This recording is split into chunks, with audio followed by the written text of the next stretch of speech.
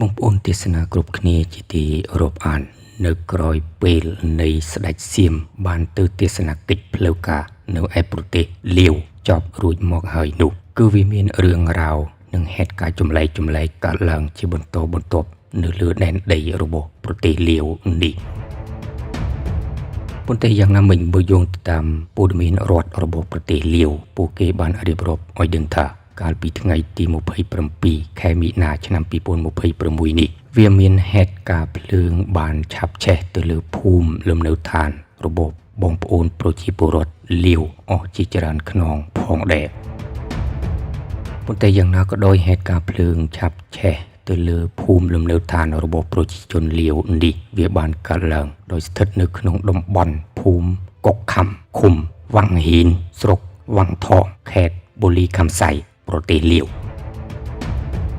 ដោយតំបន់ភូមិភ្លើងឆេះយ៉ាងសន្ធោសន្ធៅនោះវាជាដែនដីខេត្តប្រទេសលាវដែលជួបព្រំដែនជាមួយនឹងប្រទេសថៃផងនោះបើយោងទៅតាមការរៀបរាប់ឲ្យដឹងបន្ថែមពីនគរបាលប្រទេសលាវមូលដ្ឋានគ្រប់គ្រងអគ្គិភ័យនោះពួកគេបានរៀបរាប់ជាភាសាលាវថាអគ្គិភ័យនេះវាកើតឡើងអាចបណ្ដាលមកពី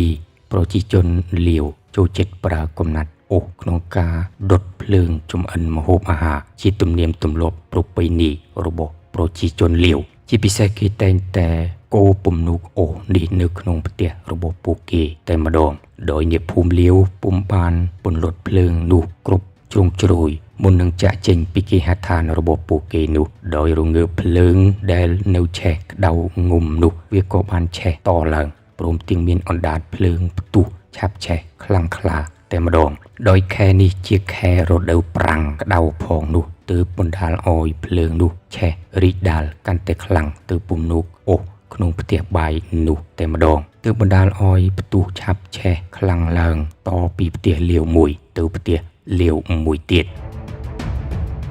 តាមការបញ្ជាក់ឲ្យដឹងពីក្រមអាជ្ញាធរ